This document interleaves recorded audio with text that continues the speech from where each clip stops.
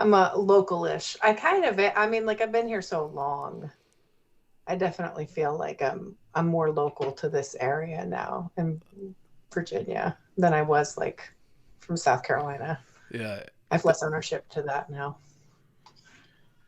it doesn't take So long. Like I noticed, like we live in Las Vegas now, but we've lived here like 5 years, and every time like I go back home for like holidays and things like that, see family. It's yeah, always it does feel like, oh yeah, I don't live here anymore. Like it's like everything has yeah, changed. The stores, the shops, everything is different. I'm more like I'm local over in this place now, and not where I grew up and spent the first 20 years of my life. Yeah.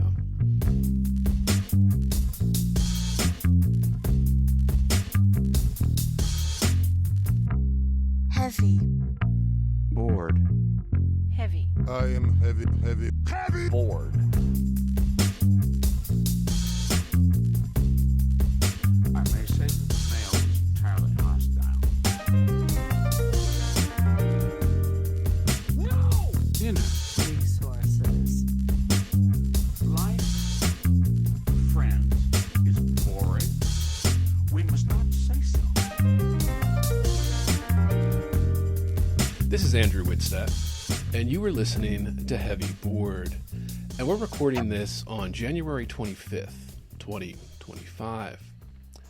My guest today is Becky Bell. Becky is a former HR director, working as an administrator for over a decade. She's a teacher, and that includes every subject, listeners, as Becky specializes in homeschooling, running her own, and helping others set up their own. And Becky is also a writer. She just put out her debut children's book this past fall, The Gnomes of Fibberton, a classic children's story in the vein of Aesop's fables, and already getting acclaim and awards, including the Pencraft Book Award in 2024, and gaining an honorable mention at the Paris Book Festival, among many others. Becky owns and operates her own press, writes a regular blog, and mothers 3 children on a daily basis. And Becky is also a woman of faith, and she isn't afraid to talk about it openly and honestly, listeners. And it's a pleasure to welcome her onto Heavy Board today. Becky, thank you so much for coming on Heavy Board. oh, thank you for having me. I am excited to be here today. Of course, of course. We like to start this off with the same question we ask every writer that comes on, really every guest that comes on here. What was your childhood like? Where did you grow up? What did your parents do? We want to know kind of how these early years started to form you, and how we work our way up to the writing the books and all that. Okay. So, about my childhood, I am the baby of 6 children. So, my mom and dad had older sister first, and then they had boy, boy, boy, boy. And then they finally had me, little girl. Um, their pride, my mother's pride and joy, particularly. Um, but my mom, she was a stay-at-home mom until I was probably like when I went to school in kindergarten, like 5 or 6 years old. And then she started working um, at different mortgage companies and stuff like that. She did office, clerical stuff. And my father worked on computers back when, computers were brand new. So he was an Apple guy. He always used to say that he was an Apple guy. Um, and what else? So that was my brief overview of my, just the family dynamic, I guess. They lived in Florida before I was born. They also lived in New Hampshire where I was born. And I moved when I was 2 to South Carolina with my family until I was 20 years old. So I grew up in South Carolina. I don't think I got a really thick accent from it, but that's where I grew. I still say y'all. Yeah, the And Southern. I do say y'all, and I won't hold it back. And I do let ain't slip out once in a while, but I know it's so grammatically incorrect. But I almost do it as like a showing my Southern on purpose kind of thing. Where in South Um, Carolina? I grew up in the Midlands around Columbia, just south of Columbia in a city called Lexington, Okay. which is a pretty big city there. Now it's gotten bigger. But I lived in like a little town next to Lexington, and I would Right. always just say I'm from Lexington. Yeah. Right. It gets I too was really from complicated Gilbert. otherwise. Yeah. Yeah. I was from the little town of Gilbert, South Carolina. Um, so that's pretty much, I don't know. What else could I say about what my what childhood? did you move around because of your father's work? Usually or No. So he worked there. He worked at the South Carolina State newspaper and worked on the computers there. Before I was born, since I'm the baby of six, like there's like a whole history of the family before I even came to being, right? They were in Florida for like 10 years, and then they were in New Hampshire, and then I was born, and then grew up in South Carolina. So I had a different upbringing almost than like my oldest sibling. My sister claims to be more of like, from Boston because yeah. she grew up in New Hampshire, and I was, so we have very different. It's interesting to see the dynamic from kid to kid because we're 15 years apart. Yeah, I was going to ask, yeah, how much older is the oldest from you? Yeah. Yeah, she was born in 70, and I was born in 84. Okay. Yeah. So we're a few years apart, and then all the boys in the middle. So I was a tomboy because I would follow my brothers around all the time and always try to play with my brothers and wanted to be just like my brothers. But then as I got older, as I hit my teen years, I was a lot. I became more feminine and kind of distanced myself from my brothers a lot. But yeah, and then my faith does play a huge role. I grew up as a member of the Church of Jesus Christ of Latter-day Saints, and I am still a member to this day. So that's definitely a huge part of my life. I go to church every Sunday. So that's very big to me. Yeah. Christ plays a very big, important part of my life. Yeah, that's interesting. I was going to ask to what faith or what denomination, of like Christianity, because again, I'm interested in that. That's and I live in Nevada, so I'm right near Utah, and there's a lot of LDS, all over the Yeah. place, and all over the place here, a lot of churches and a lot of missions and things like that. And yeah, so it's Yeah, always fascinating. I'm an East Coaster, right? So I meet the fellow members of my church that come from the West, and I always like will point that out to them. That did play a role in my upbringing too, because it's very different growing up on the West Coast, a member of the church, versus growing up on the East Coast, because there's a lot less members out here, Right. and there's a lot of bigotry too, and especially in the South. I dealt with a lot of like not nice things being said to me when I was a kid. Were most of you like growing up in South Carolina? Were most of people were they Episcopalian or what were they down there in South Carolina? I'm not as familiar with I would say Baptist. Baptist. Okay, yeah. Yeah. Most people went to a Baptist church, and have very strong opinions Yes. and pass out pamphlets about other churches and, say not nice things about other churches, Yeah. which is really sad to me, because I feel like as Christians, like we need to kind of unite and be united in Christ and not like looking at all of our differences. But that's I got that a lot when I was a kid. So Yeah, it's interesting. anyway, Like I talk about it on this. I grew up in Baltimore, and I didn't realize this until I left. I grew up Catholic, and Baltimore is a very Catholic city. Like I didn't realize that. Like everybody I knew was just Catholic, right? Like there's and there obviously there's other faiths there. It's a huge city, but and then I moved down to the South for grad school. I lived in Louisiana for a couple years, and everybody there was Baptist or Pentecostal or Episcopal, like something different. No Catholics. right. It was all Baptists and other kind of the more southern religions. Than I guess Catholicism didn't make its way down there. But yeah, No, it's no. interesting. I've always gotten along with the Catholics a lot because members of my church, right, and Catholics, we're kind of like, I don't know, we're on the outs with the other. it's, it's terrible. We're on the outs with the other Christians. They've just put us over there. It's not that we want to be. They're just like, hey, you're not like us, and they like move us to the side. So I've always actually had a lot of Catholic friends, and been like, I live in Front Royal, Virginia, where we have a huge Catholic population Yeah, here. that area. It's We have Christians very, in college. yeah. So like I have tons of Catholic friends and we get along great, and we share a lot of the same values.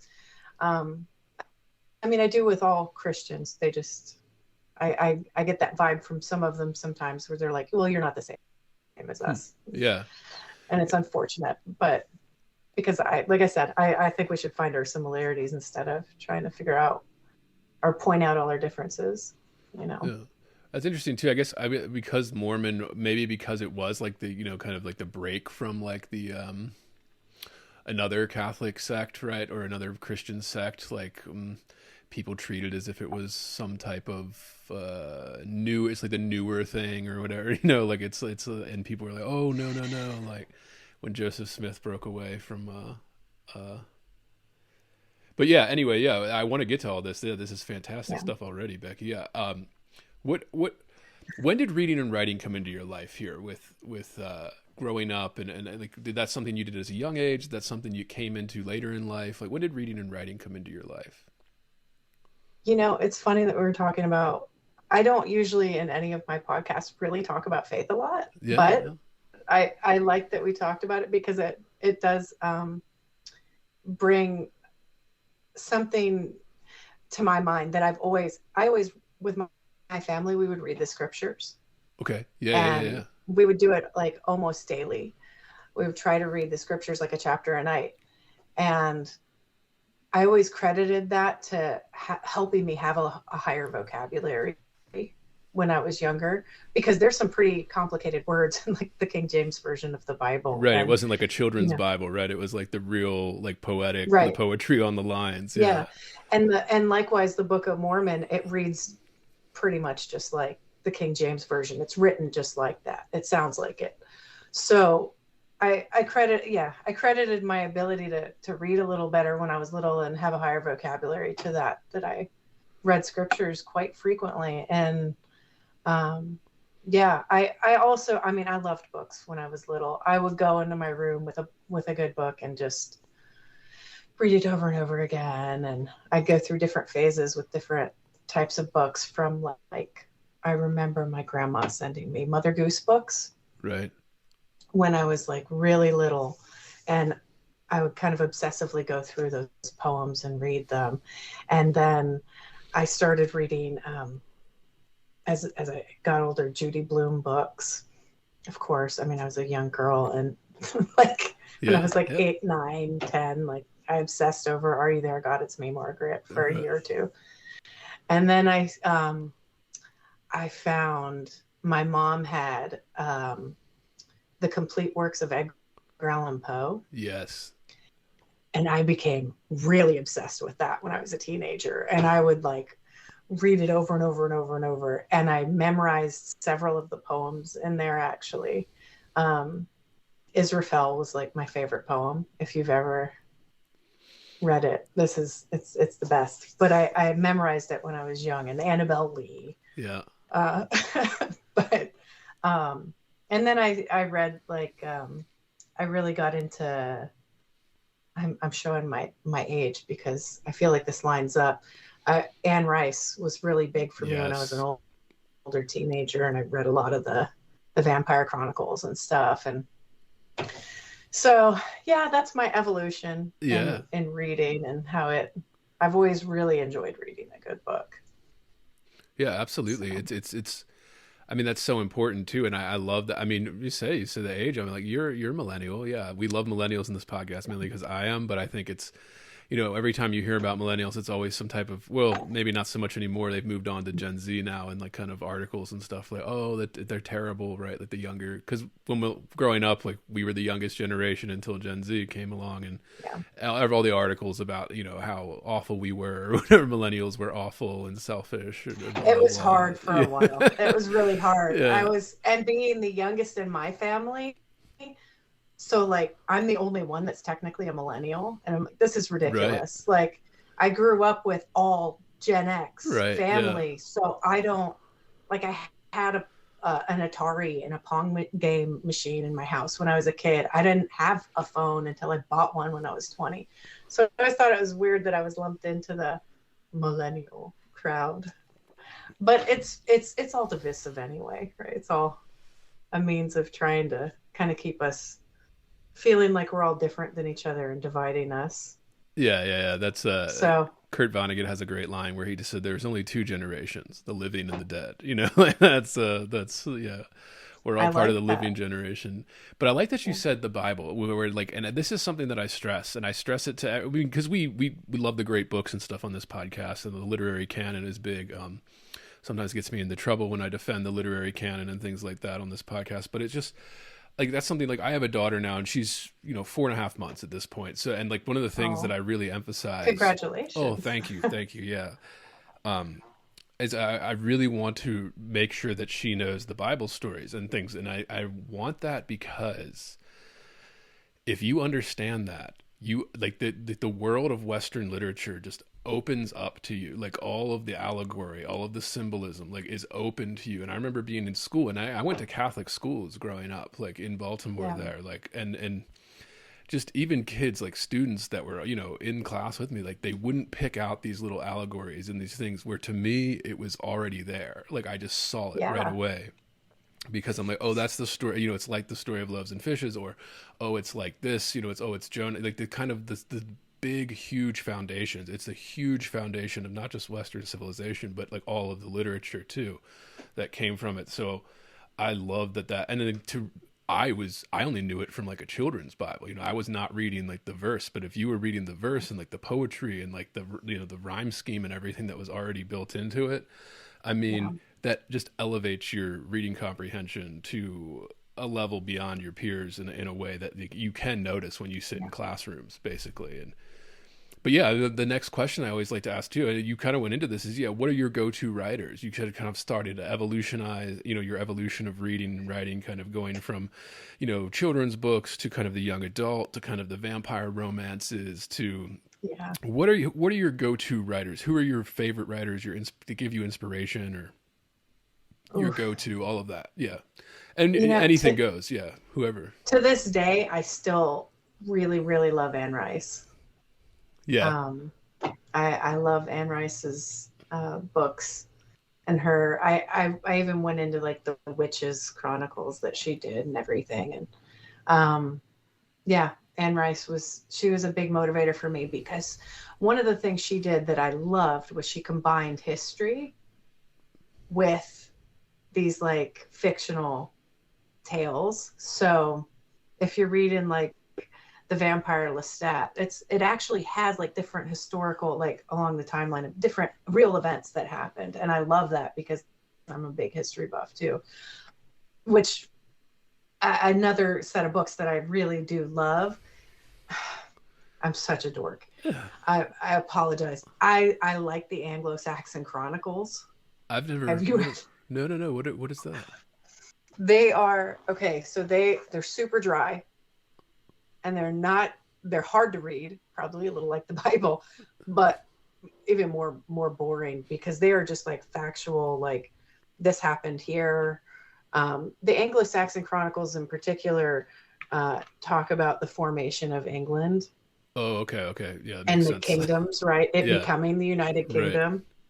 And just like Alfred becoming like that first king that united England. And it could be, I think a lot of, like I had to muscle through a lot of the beginnings of it, but I wanted to get to, I love the facts so much. And I love documentaries and stuff, historical documentaries. And I've watched them since I was a kid. but I like reading the historical documents because you actually get like the real facts. Because historical documentaries, there's a whole bunch of, we think this happened Right. and we Yeah. think that was like this and we think their relationship was this way. It's like, but you're gathering that from a historical document. I want to read the document and find out what really happened. So those actually, in an odd way, kind of drive me. Like, I'm kind of obsessed with history and all things older, which is Yeah. probably why I wrote a book that is very like Grimm's fairy tale. Yeah. Yeah. For a children's book, it's off the beaten path. You're not going to find a lot of children's books like mine on the shelf that are like kind of like a Grimm's fairy tale or Aesop's fable. Yeah, absolutely. And I literally have a Grimm's little hardbound on the shelf here that I keep right there, and it's right next to it's next to like all the other stuff. And I just recently I bought. We didn't have it, so I bought like I said my daughter's only 4.5 months, so Yeah. she's not quite understanding those types of things. But it doesn't stop me from reading them to her. But like, just bought like a nice illustrated, hardcover edition of Aesop's Fables for her for that because Oh, I was that's like, we didn't great. own it. And I was like, yeah, she needs to know these. But yeah, I mean that's fantastic, and I think there is. I mean, it's something almost magical. I like. I mean, people get crazy about that word, whatever, but it's something. There's something to them. Like there's something to those kinds of, Peter Rabbit, even like these kinds of these the morality tales, the behavior tales, kind of. Yeah. I don't know. I mean, there is. I didn't plan on asking you this, but I was just we're talking about it. Do you think that there is something missing like that? Like, do you think that like a lot of children's books right now are missing that kind of magical morality kind of? Oh yeah. Because I've been Oh, getting big into some of time. them too. Yeah, recently. And again, my daughter's a little too young to be like obsessed and reading a book every night. With the same book Yeah. every night. I know that's coming, but yeah. What do you think of that? What?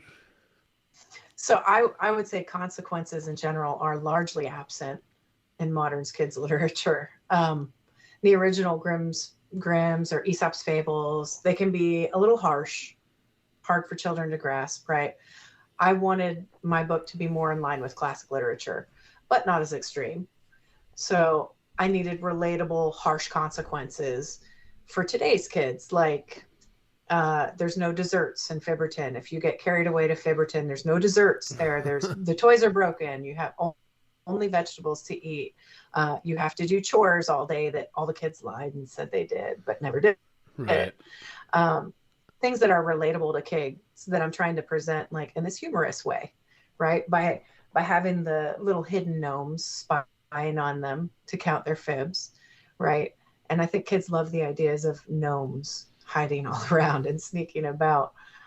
It's fun. It provokes their imaginations. The reason I wrote the book down was because I would tell the story to kids. I came up with the idea like 10 years ago Okay. when I was telling it to a niece because she was lying. And I just told her, there's little gnomes and they're listening to you and they're counting your fibs. And if you tell too many, they're going to carry you to Fibberton. And anyway, so through the years, I've told it to different children and I've seen the kids like, they just love the story and they start like playing games based on little gnomes spying on them. And then they'll also like start asking questions about what is a lie and what is kind of like towing the line. There's different kinds of lies, right? There's like a bold faced lie. There's tall tales, right? Where someone says, oh, I got a child could say like I was abducted by aliens, a tall tale, right? Versus like deception, where you're just like acting like you don't know what's going on. That's a form of a lie, right? So Right. I think I that's why I wrote the book down, because I thought it was important to open up the conversation when kids are really young, because they really do lie when they're super young and they Right. know they're lying. Like when they're like, my experience in having kids, I've got 3 under the age of 8 now. As soon as like 2 years old, you'll say, did you go poopy in your diaper? And they'll be like, no. Right. Like right away, they're lying at only 1 or 2 years old because they don't want to be slowed down and have their diaper changed. Right. So I think they can understand it as early as that. So I thought, why not introduce it to them when they're that young, so that as they get older, they have a foundation, a real foundation. What's a lie? What's not a lie? And also teaching them like integrity too. Like you think about, like I said, the levels of what a lie is, for deception versus boldface lying, right? And the But, motivation too, like you getting into the yeah. motivation in terms of, are you telling a white lie because you don't want to hurt somebody's feelings, about their haircut or Right. something, or are you trying to deceive people to get away with something, like these kind of, yeah, because it's somewhat complicated in that regard when you're talking about these kind of intricacies, at least, obviously. But yeah, that's fair. I want to get into this, about lying and then the right and wrong and all of that too. Yeah, absolutely. You wrote an interesting blog post recently, and it was around Christmas, where you started talking about starting traditions and kind of the importance of family traditions, and I'm a big believer in those. I like, family traditions and even larger traditions, like, kind of national traditions, even in it's like a country, or like you said, in your church or anything like that. There's kind of, Right. I wanted to ask you, why are family traditions important, and why do you encourage people to start them? Ooh, they're so important to get your family unit to be more cohesive. I am a big believer. I mean, as part of my faith, I'm a big believer in the family and the family unit, and I think that there is a big attack on families and family units, and there's a lot of pressure to break up family units in today's day and age. A lot. So doing traditions together is one of those bonding things. Like for one of the things we do is, like, every Monday night, our church has sponsored this since I was little. We do a family home evening activity where we, for 30 minutes to an hour, come together and try to, it depends on the kids' ages, right? What you can do. But we could play a board game. We could get together, just read them a story and sing some songs, or something where we're really just focusing on each other for that 30 minutes to hour or time frame. Yeah, I think that's fantastic. Even something as simple as like growing up, we always had like a Friday movie night or something, Yeah, and like my mom exactly. would theme the food for dinner around the movie or something, like she would make that effort, and it's one of my greatest memories as a child, and maybe why I love movies and blah blah blah. But like, I love that, especially like when I think about traditions more, and this is a theme on the podcast too. Regular listeners know this. I'm obsessed with Christmas.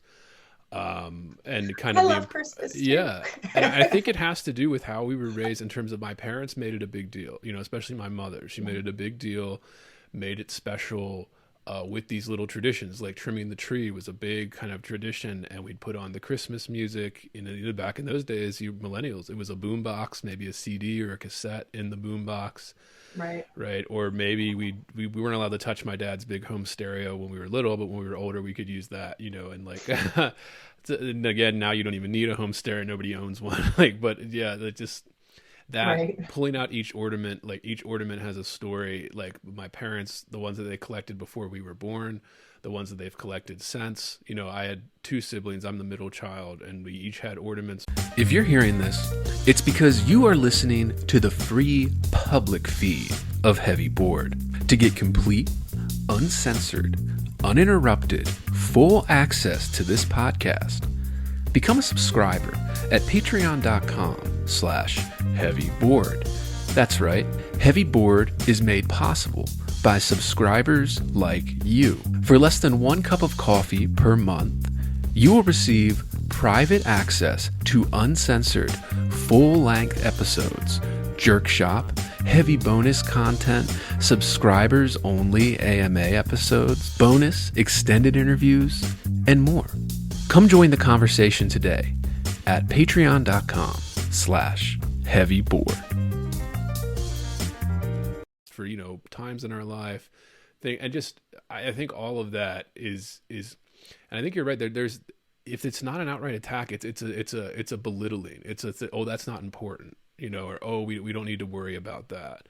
And kind of, and then I'm speaking just broadly culture, like you were saying, kind of like, oh, Yeah. it's not important. You can just come and go in your families. You can cut out family members and stuff. And it's just like, you're severely underestimating what this is actually. Like, it's actually hugely important. But I was just fascinated when you saw that blog post you wrote about, like encouraging others to start these kind of traditions. And Christmas is a great time, or holidays, or even, like summer vacations or something, a trip to the beach, like these kind of traditions. I mean, what else is life for, right? I mean, like a kind of like those like little things. So I was just, I love hearing that about starting traditions and keeping them, and however you start them around listeners too. Like you hear Becky talking about it, like kind of being, you can do it around your faith, do it around your family, you can do it around these holidays, you could do it around something not even close to that. Like you could do it around anything, like I don't know, like your favorite film or TV show or something. Like you could really start traditions with that. It's Yeah.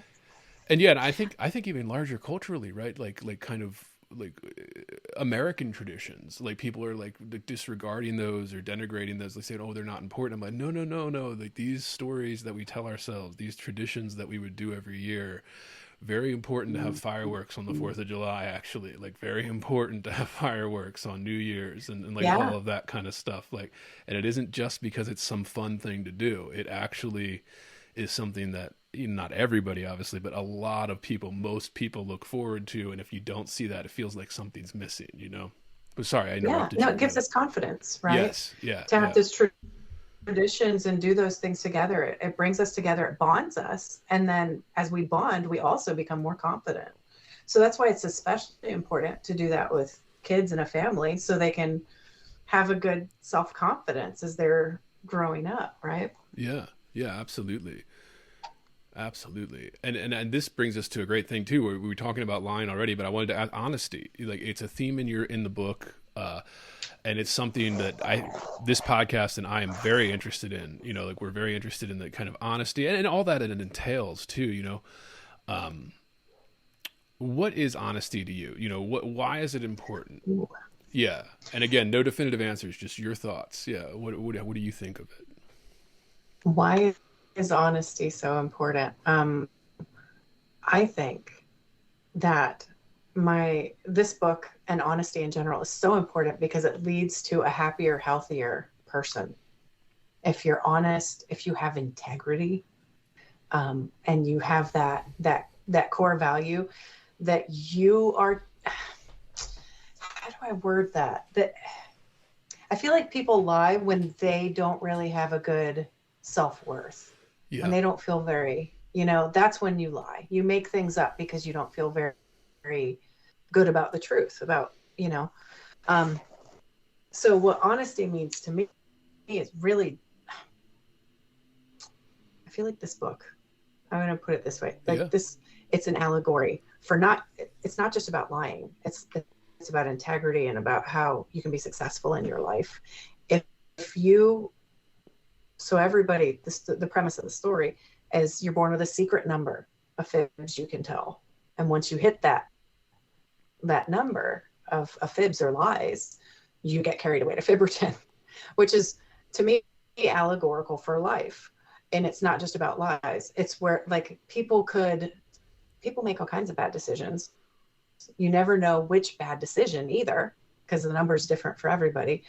You don't know which bad decision it's going to be that takes you down that wrong path, and you are stuck somewhere in a really bad situation, right?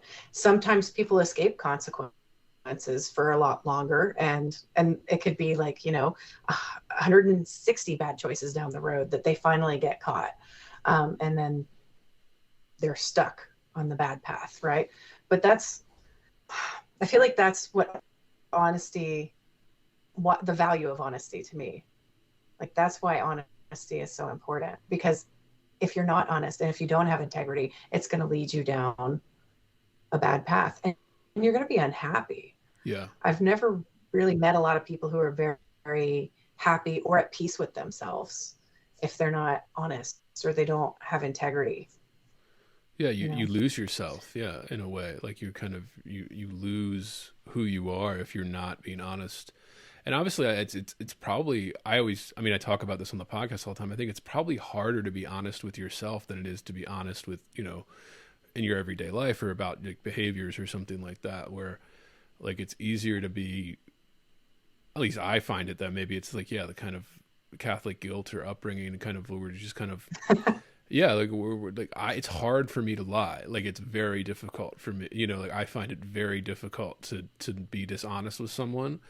But then, of course, you know, it doesn't mean I can't lie to myself about something I'm doing or whatever, or like a behavior, right? Like there's that. So Sure. you do.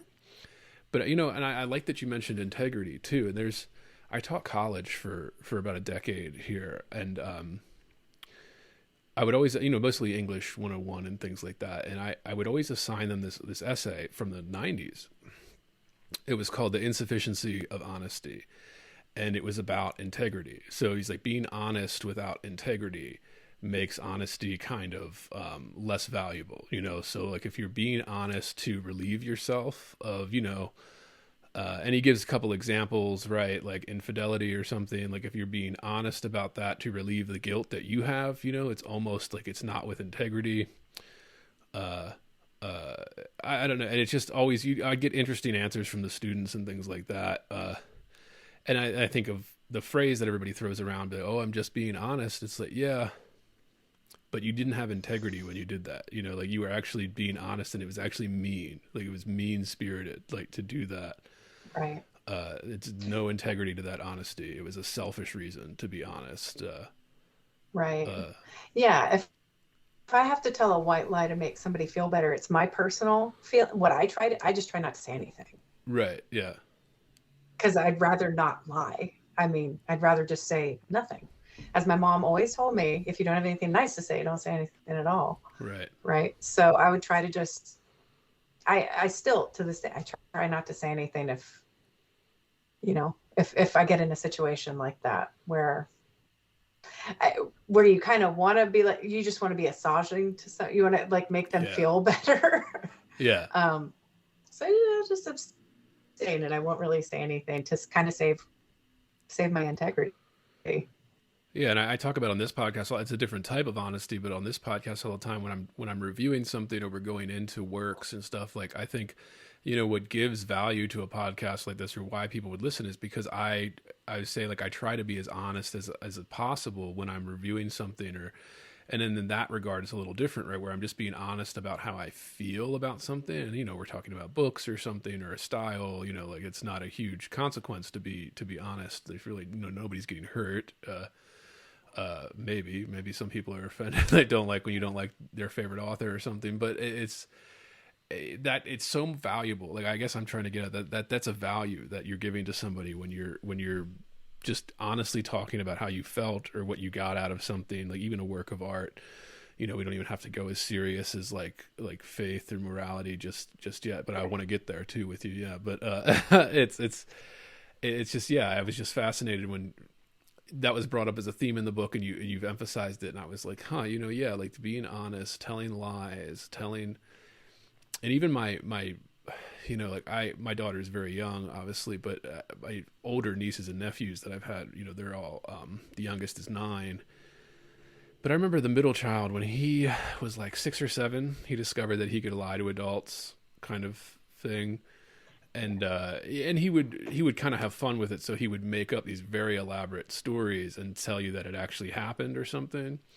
And I remember when he was doing that to me once, like I was just kind of like, that didn't happen. You know, like basically like not call him out on it, but just kind of was like, that didn't happen. Like, and he kind of got like bashful, like kind of like, oh, he got caught lying, you know, for something that didn't matter. You know, it was just a story he was telling. It wasn't like lying about behavior, but yeah, and I'm just like, yeah, the kids get emphasized, like what's teaching kids not to do that now. But yeah, and this leads us to, I wanted to talk to you about the kind of the right versus wrong, you know, this thing, like, And I think I'm fascinated by the right versus wrong kind of stuff because I think it's very interesting, kind of philosophical or even spiritual, if we want to go there, thing to think about, like what makes something right or wrong, and I wanted your thoughts on this, is the feeling of right or wrong inherent within us, like in human beings? Like, how do you feel about that in terms of like right versus wrong? Like, is there something within us that knows this instinctively? And again, this is not, we don't need to start citing studies or anything, but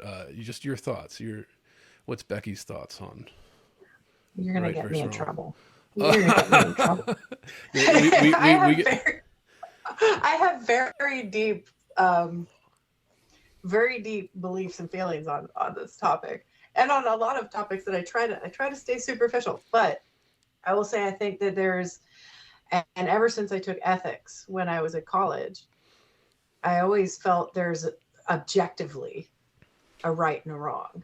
And not to say, I think most people are born with the objective right and wrong, and you know what's right and wrong, but I think that it gets blurred for them. Yeah. As you grow and the influences you have around you.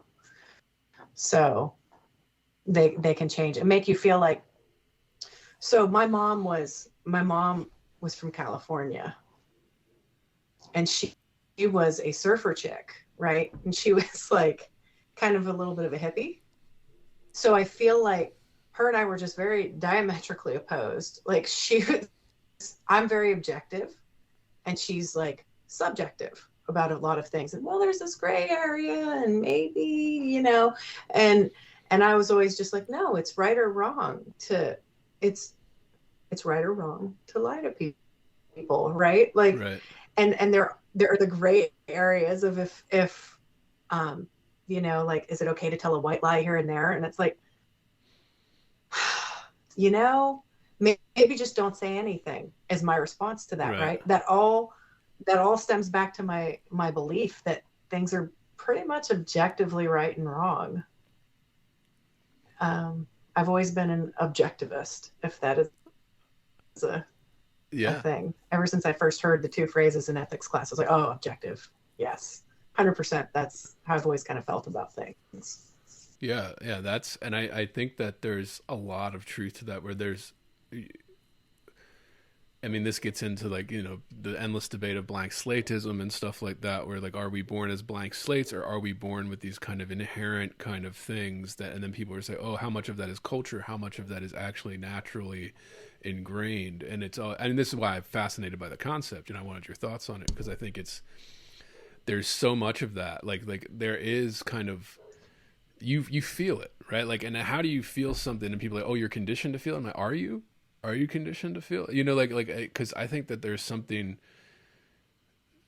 I don't know. You see little kids, right? Like when you're raising little kids and stuff, like there is something, they feel it. Like, and people are like, oh, yeah, that's because you're raising them in that environment. Maybe, I don't know. And we can't prove it either way so far. So. I've had my son correct me on different things. Who's 8 years old, where like this may be a result of how I'm raising him, and kudos to me, then maybe I'm doing a great job. We're in the car one time and I get mad because we're at a 4-way stop, and this other car, they cut me off and they went and they almost hit me. And I was like, I said something not nice, probably like they shouldn't be driving or something. And my son, he's 8 years old. He's like, Mommy, maybe they're having a really bad day. And maybe someone was really mean to them earlier today, and now they're just upset and they just cut you off. And I was just like, oh my gosh, he's such a good boy. Like, right. Yeah. He's at 8 years old. He says stuff like, but I think that is probably from the way I'm raising him. But he's always kind of been just a really good boy and really honest with me about things. He the story was really not based on him at all. He's always been a really good boy, and he's always been really honest. But maybe it is because of that's kind of hard to say. If it's like I said, the 2-year-old, right? The 2-year-old will dirty their diaper and then be like, no, right away. Did you go poopy? No. Right. They'll say no right away, inherently.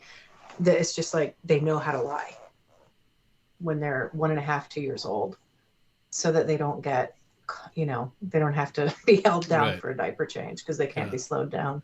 Avoiding But consequences, even if it's a small consequence, like just having your playtime interrupted for, half a minute to get a, a diaper change. right. Yeah. Yeah. But I do think that they're kind of born. I think we're all born with you can feel if something's right or wrong. Like Yeah.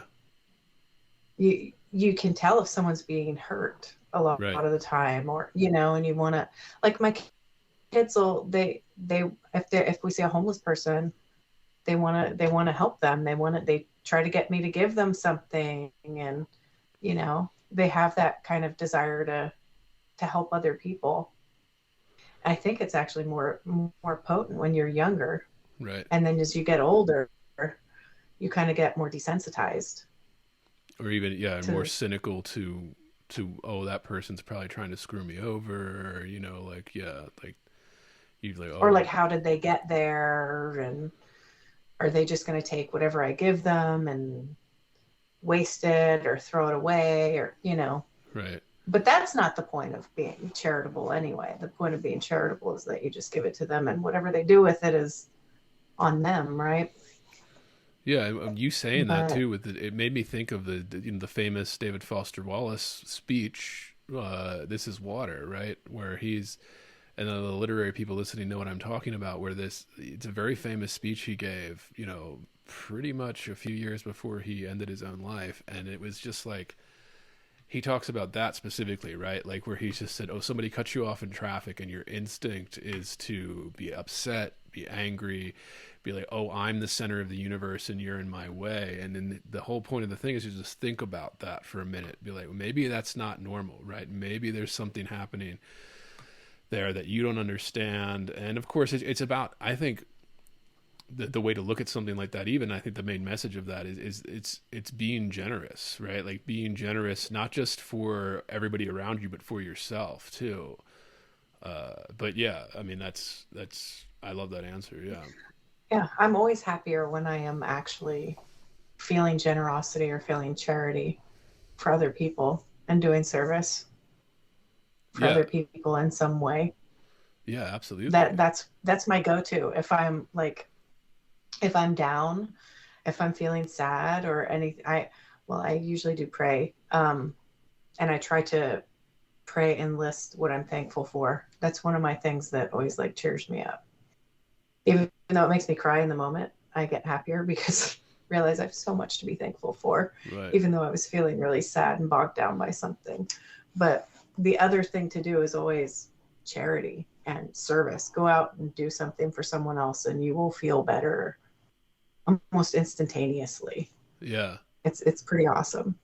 That, and even small, like just mentally doing it, like giving somebody the benefit of the doubt. Yeah, when they cut you off or Yeah. something in traffic, like just kind of, you will feel better. You'll be less stressed. Like all Right. of that. Yeah, yeah. It's very, even a small thing like that, which can be difficult to do. I understand. Yeah, like, Yeah. but I think this gets at the question, another kind of big philosophical question I want to ask you about morality. You go with something, again, it's a big theme in your book, and ethics we mentioned, and kind of, and I wanted to ask you, to go into why you think those are so important for children's stories, or really any stories. I think, like, kind of the morality tale has kind of taken a back seat in our current climate or our current kind of culture. And I just wanted to know your opinion on why you think morals and ethics are kind of the morality tale that is the classic children's story, why that's so important in story, particularly, children's stories. Oh, so I would say that so important in children's stories because, especially, I mean, I always say that with today's day and age, and you hear that a lot from people, but seriously, with the internet, we have social media, we have apps on our phones, we have, our kids get access to tablets and phones when they're pretty young. And as much as we lock them down, they're going to get access to certain things if we allow them to get on phones and tablets. And it's really important to teach them integrity when they're very young, so that when they're getting access to those things, they're not sneaking and they're not trying to hide things from us. I mean, as a millennial, I remember, and as an early millennial, chatting on AOL, like, Yeah. like in the chat rooms, AIM. and yeah, IM stuff when I was like, gosh, 13 or Mm-hmm. 14. I was like 13 or 14. And my girlfriend and I would sit there and we would like do the chatting in the AOL rooms on dial up, you know, Oh yeah. and we were so cool. But we would talk to people that like, we weren't really equipped. No one, these were like grown men. There were grown Right. men talking Yeah. to us, asking us how old we were and where we were located. And there was no, there was no preparation for that. But that's the kind of stuff that even, at least I have that experience now so that I can relate to my kids when they come across it, because, but even at a younger age for them, like it could be at 6 or 7 when they're playing Minecraft or something, that someone asks them, where are you located? How old are you? You know? Right. And if we instill that integrity in them to not, maybe I'm just a harsh mom, but my kids will even tell me like, oh mom, can we watch this? Like I'll give them the tablet and they'll have like the Amazon Prime app, they'll have Netflix, Right. and they'll come over to me and they'll be like, mom, can I watch this show? They won't watch it without my permission. Part of that may also be because they know that I can see the history that they've watched. Right. Yeah. But so they're taking away some of the credit.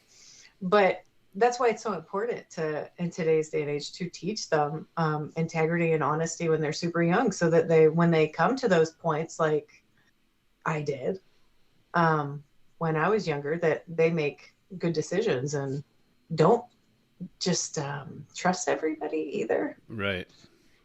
And know not to keep secrets. Like when I read this book in libraries, I'll go to libraries and I'll read it. And at the end, I always say, the gnomes of Fibberton are not real. I do tell the kids the gnomes of Fibberton aren't real. But I say it's very important that you're honest with your parents and you are telling them the truth about everything and you are not keeping secrets from them. Right. So that's kind of the message I always try to convey, that if someone's asking you to keep a secret from your parents, you really need to tell your parents. Right. Like that's when you especially need to tell your parents. So anyway, that's why I think it's so important in today's climate, though.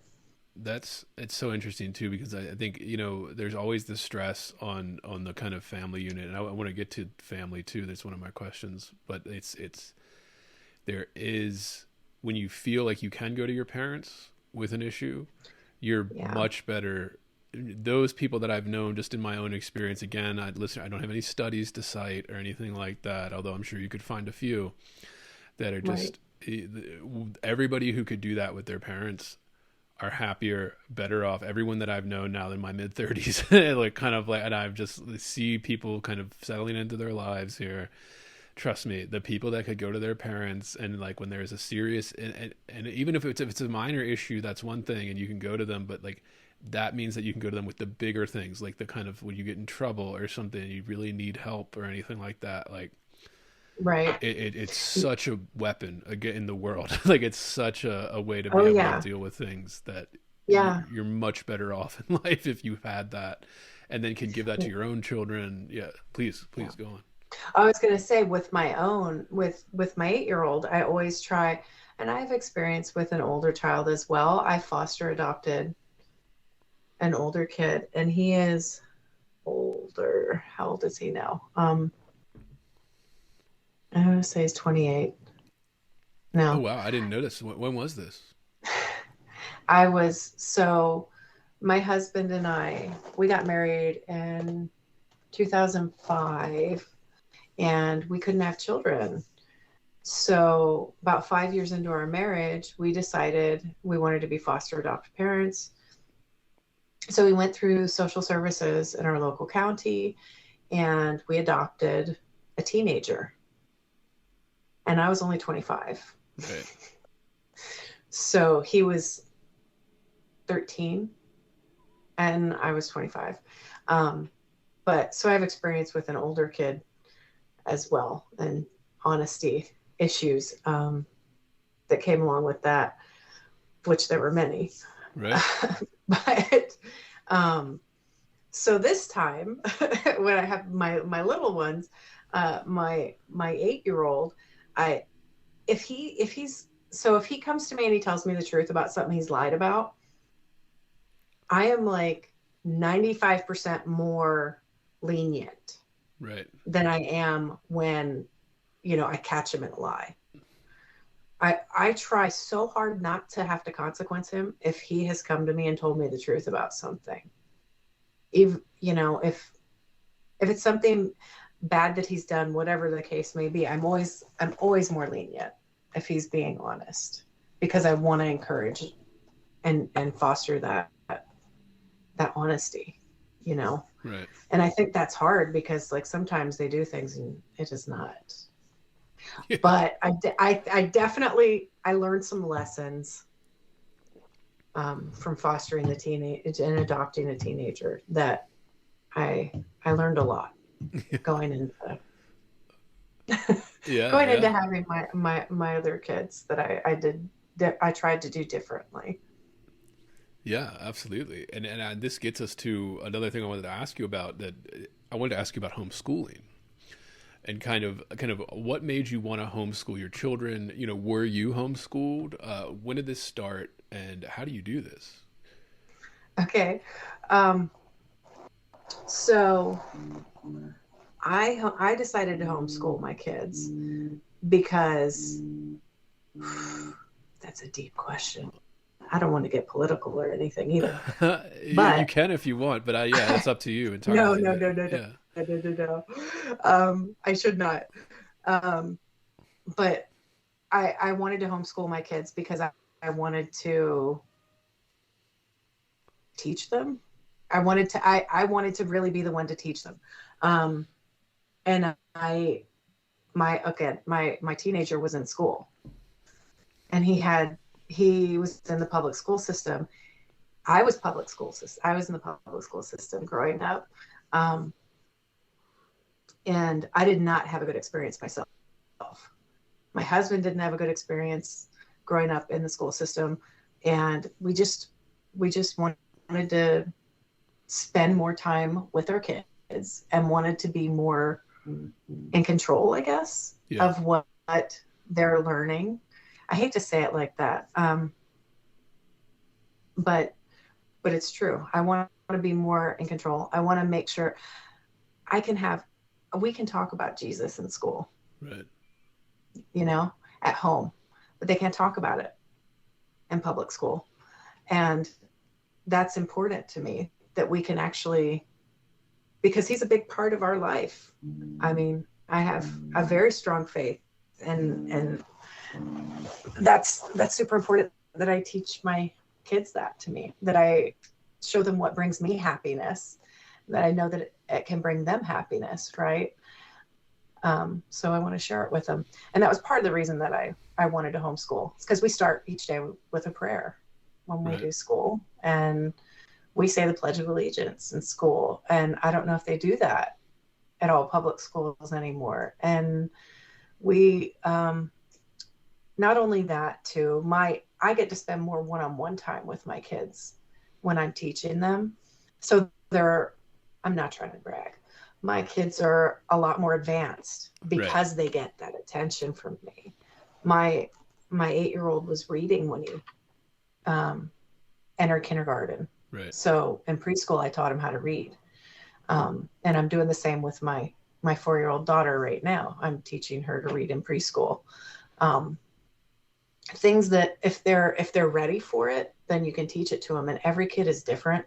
I've learned so much since I started homeschooling, that one kid can be really good at something when they're 4. And like my daughter, she writes great. Like her handwriting is fantastic. She can trace lines. But my older son, when he was that age, he really could not trace lines very well. And it was more squiggly and his handwriting was a lot worse. But he picked up reading faster than her. We're having to go a little slower with my daughter than we did with him. But everyone learns at a different pace. And my kids, since I have them at home and I'm homeschooling, we can learn at their pace when they're ready. So since my daughter's good at drawing and sketching things and writing it, I'm trying to get her handwriting down and focusing harder on her handwriting at this age than I am on. We're still doing reading. She knows the sounds of the letters, Right. but she struggles putting the words together. But anyway, yeah, dude, that's the beauty of homeschooling though. I love it. I absolutely love it. I've never done anything more rewarding. It's really cool to watch, to teach your kids something, to sit and like spend the time with them. Yeah. And really, like, it's a lot of work to teach them how to read, and you put the effort in and then they're reading, and it's like so cool to see your kid like, oh, they get it. And now my son reads books in his room, and it is so rewarding every time. He's like, oh, he's reading the Boxcar Children right now. Right. Yeah. It's a big one. Yeah. And he tells me about it. It's so cool. I love it. I absolutely love homeschooling. Our school is the Delaney Academy for Gifted Children. That's our, anyway. Right. Yeah. Well, It's I wanted fun. to ask you about it because I think it's become such a topic in recent years too. Like it's become, and I know you did this many years ago before it was probably even like a cultural topic and all of that, where like there's like this big battle in the schools. And I'm somebody who I went to grad school to be a teacher at a college level, not so much K through 12, but like I've seen too much kind of stuff. Like I've seen what actually like the curriculums, the pedagogy, what it's based on. A lot of it's based on nothing. It's just a hobby horse somebody has. There's really no evidence, like, you know, the debate about phonics and stuff. We spent 30 years ruining a generation of children, ruining a generation of children's ability to read by doing this half-baked, you know, evidence-free, whole word guessing reading style that is everywhere in K through 12 now, is everywhere, particularly in the K through 5, which is the most important part. And I mean, it's definitely something, and I live in an area, the school districts are terrible. So my wife and I, at the very least, think about, and again, this is a few years down the road here. Now my daughter's very young, still an infant, but like we like, well, we have to be able to either afford the private schools around here, or like, yeah, I'm going to have to supplement seriously. Like I already have a curriculum, like I can teach her to start the teacher to read at the age of 2.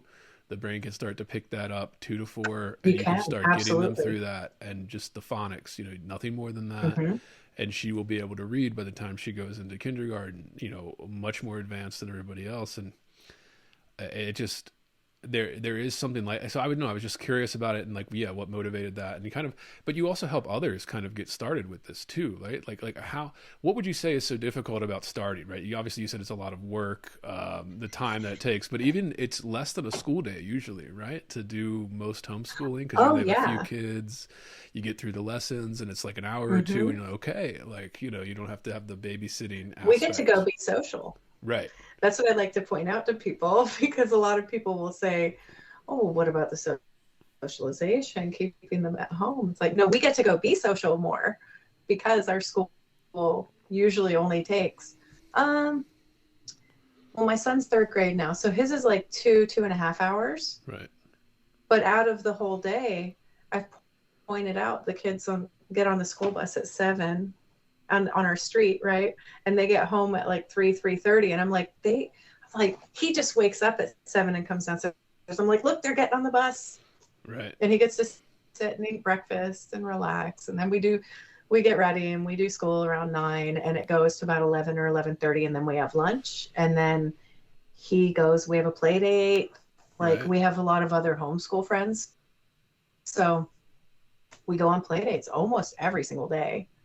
So he gets to socialize, and not with people that are only his age, which is what the public school system and school systems do.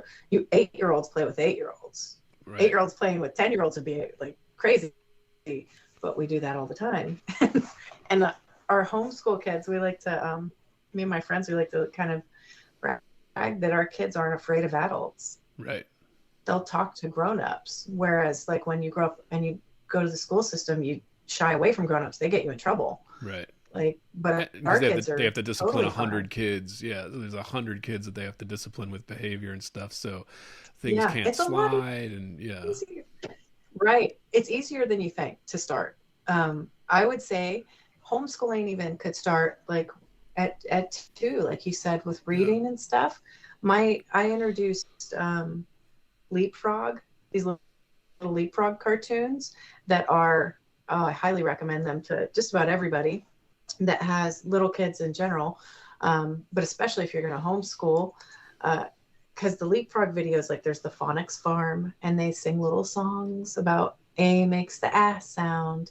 right, And my son, my 8-year-old, when he was 2, would sing that song. When he was only 2, he knew all the sounds of the letters already. right, And Leapfrog also has counting. So he knew from that the counting. He's a visual learner. I use whatever I can to get him to learn. Um, but it's way easier than you think. Like I right, said, like you said, it's only like, I mean, preschool was preschool is maybe 30 minutes. right. Like, uh, and it's play. Like we play, we talk about the sounds of the letters.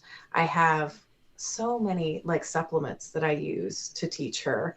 Um, I'll use, there's different toys that you can get that are like identify the letter and jump on the letter, and there's like a math mat that she jumps on the letter or the number, and then she also has a sight word little thing that's like it'll say what does the word can start with, and she has to pick the C. Right.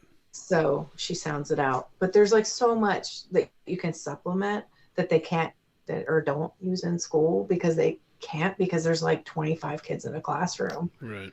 or 20 kids or whatever.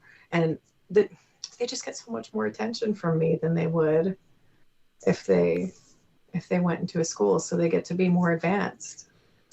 Yeah. So Yeah, I mean, it's fun this though.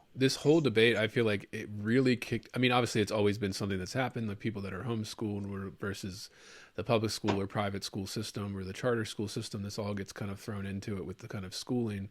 But I think COVID really opened a lot of people's eyes to what's actually happening in these schools when parents had to sit down and teach their children the lessons, and they were seeing what the lessons were, or they were seeing kind of, the new math stuff that everybody does.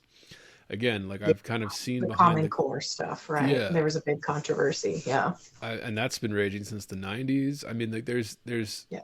I've again being kind of in grad school, when you go to grad school for certain subjects and stuff, like you get the pedagogy in these fields, and it all comes from higher ed that trickles down into K through 12, and it really is kind of mind blowing. Like nothing is measured, nothing is actually studied in terms of outcomes. What actually improves outcomes in terms of students learning to read and write and do arithmetic at grade level. Like nothing like that is ever studied. It's really just kind of made up as we go along. And it's kind of, we've Yeah. gotten to a point where, I mean, yeah, it's just crazy that I just hear more people talking about it. So I was just curious about it. Yeah. And It's yeah, a passion of mine. yeah, I'm yeah, so glad I homeschool. I'm just I have never regretted it ever since I started. And by the way, if you are interested in doing it, there's so many curriculums that are like turnkey, ready to go, very easy to use with kids. I use the good and the beautiful, but there's tons of different curriculums out there. Horizons is another, for math in particular. I used that with the oldest when he was like really young. He's very good at math. right. So there's so many resources though to homeschool now.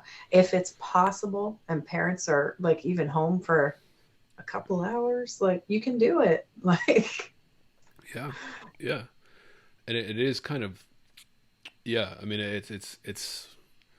I mean, there's plenty of options out there, but I even think recently, like I was listening to an old radio show on Spotify from like the '90s, not even that old, and like there was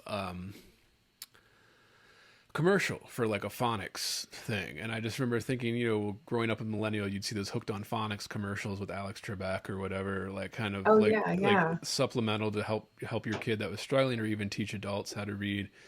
And it just, Right. I don't see any of that. I don't see any commercials or ads for any type of phonics stuff. And if you go through like most schools curriculums, like they don't even mention phonics in this. There's some that still do, obviously, but like it's just kind of, so seeing things like that makes me nervous. Seeing things like okay, Yeah. like if we're not emphasizing like literally the proven studied way to teach everybody how to read, it doesn't matter what level you're at. This is how you learn Right. how to read. Yeah. We do And use phonics in our home. yeah, We you have to. Yeah. we use phonics, but we do. There are also some sight word stuff that I do Yeah. with them because there are some words.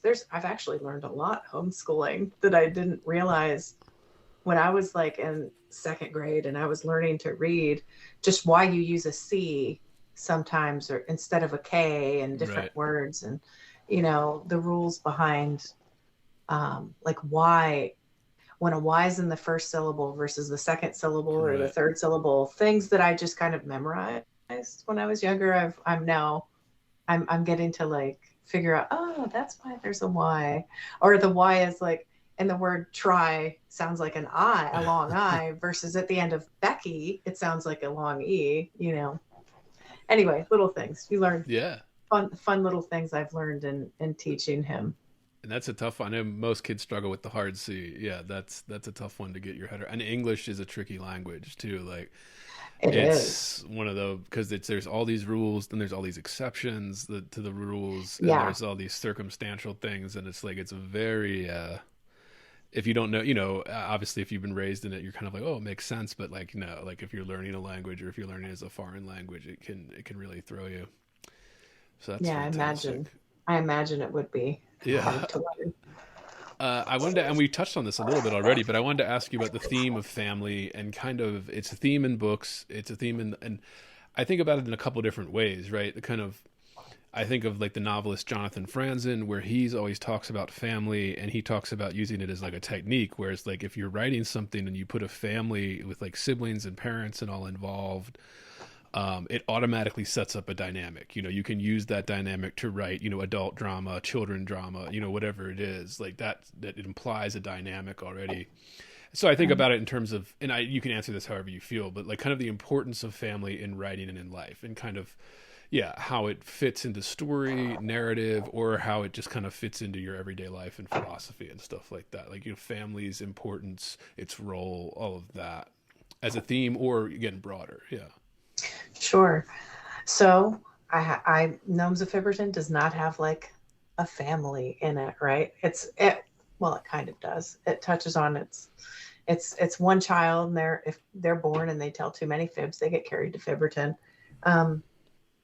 My sequel book, The Tunnel of Truth, when I finally get it all written down, is going to be about redemption and how if you tell the truth, as difficult as that can be, because there's so many consequences, or Right. it seems that way for little kids especially, they tend to think that there are like, you never know what kinds of crazy consequences kids dream up, because I've heard some stuff.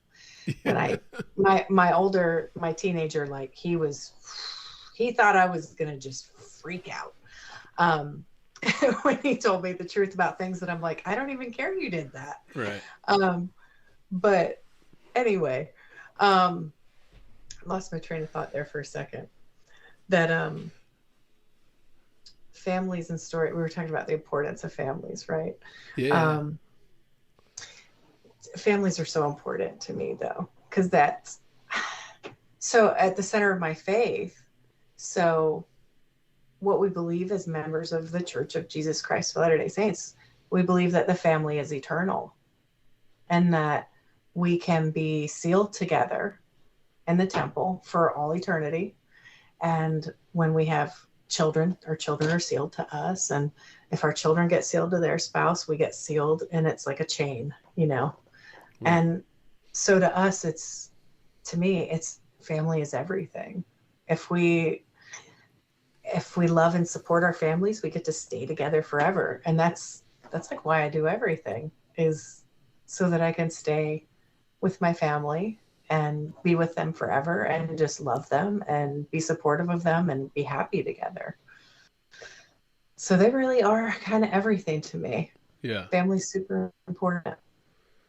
Yeah, and I mean, I know we talked about it a little bit already, yeah, in terms of having parents you can go to, the kind of the family unit and things like that. And I know listeners will say, like, it sounds like some type of like crazy, political talking point, or the family unit or something. But I'm like, it's much deeper. Like, and I think once you have children too, that really starts to click with you.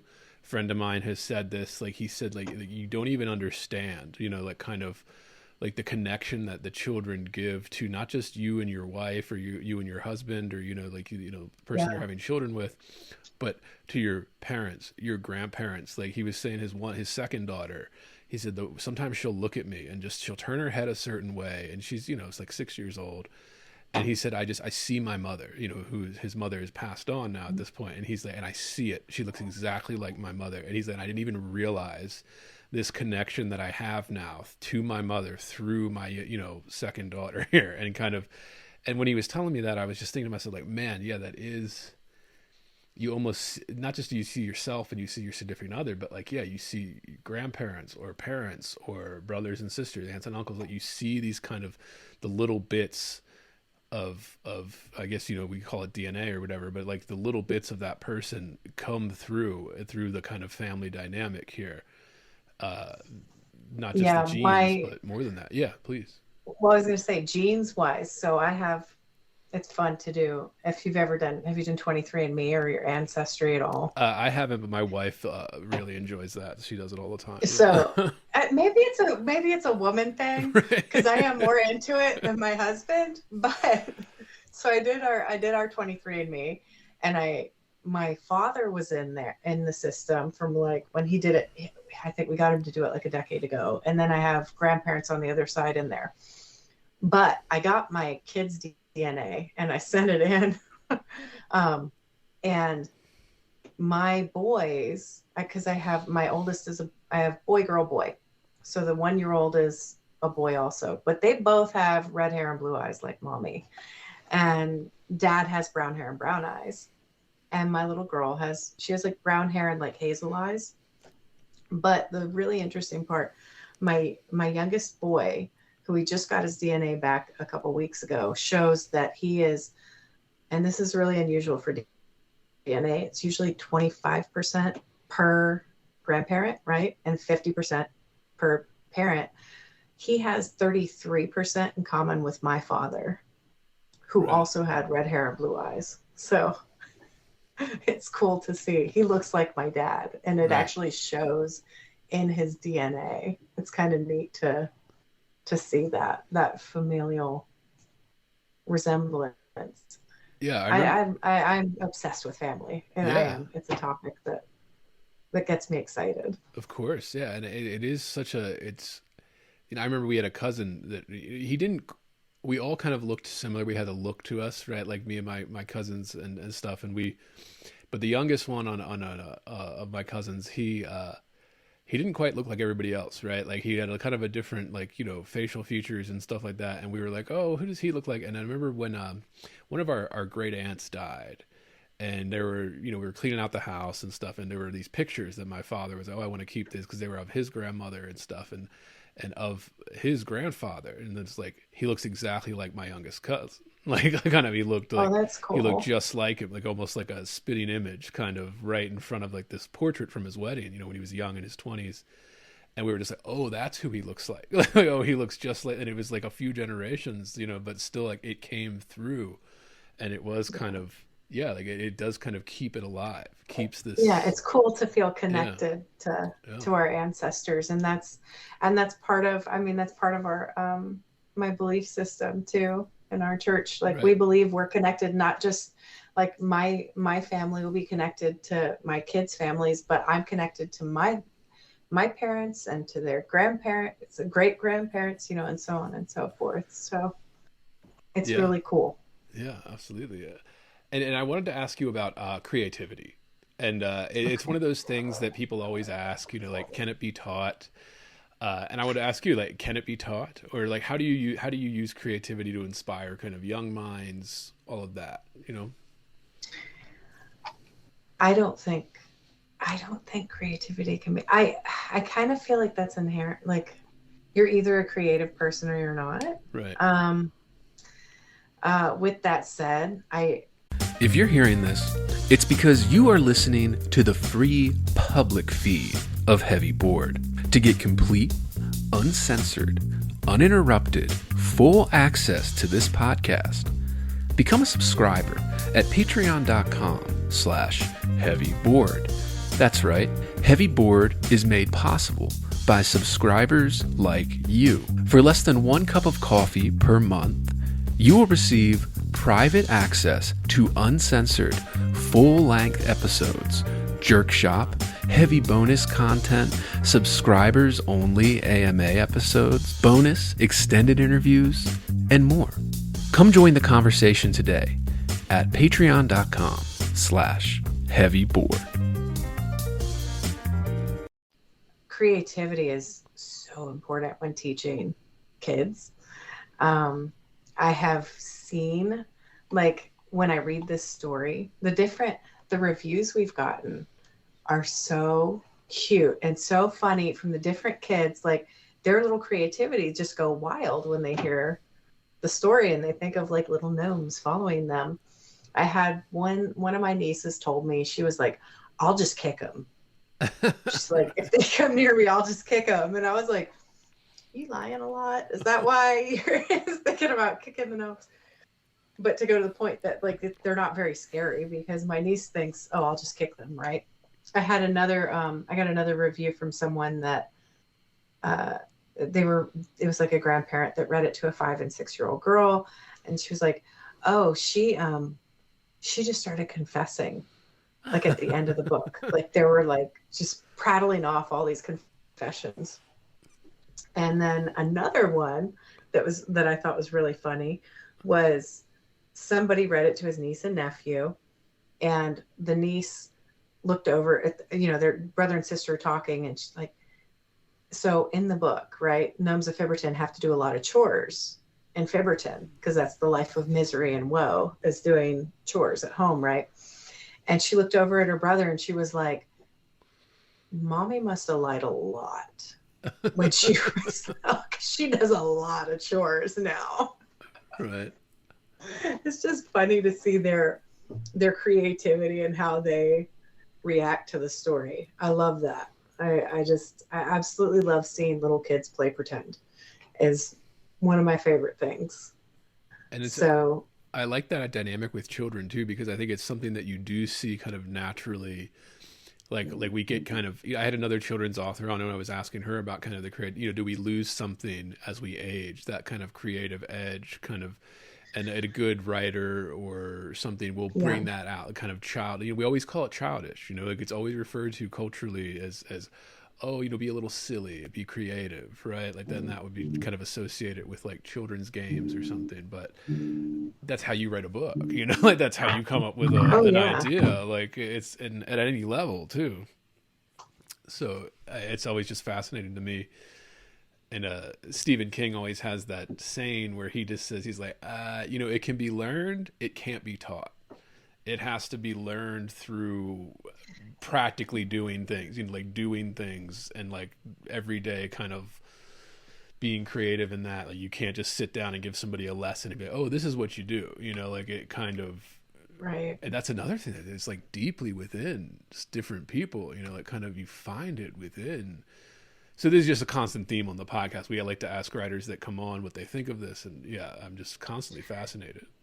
Yeah, you can get your creativity going. That one of the things that does get my creativity going is playing D&D. Oh, okay, yeah. I've played Dungeons and Dragons for about 20 years. Yeah.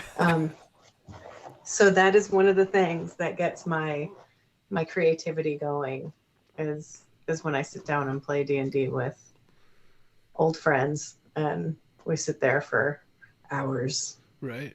And it gives you a structure to kind of go crazy in. So it's like you can do whatever you want, but then there's still this structure of like the world and the game on top of it. And like That's an interesting dynamic too. And again, I didn't plan on asking you about this, but the kind of the creativity can be limitless, but when it's limitless, it almost becomes meaningless. You know, like you have no direction to go to, but when you have just the slightest parameters, so like a D&D game, now Yeah, it's channeled, and it can kind of be channeled and get even, grow into this huge thing. And yeah, that's I a mean, really good point. fascinating. Yeah, I Yeah. never thought of that. That's a really good point.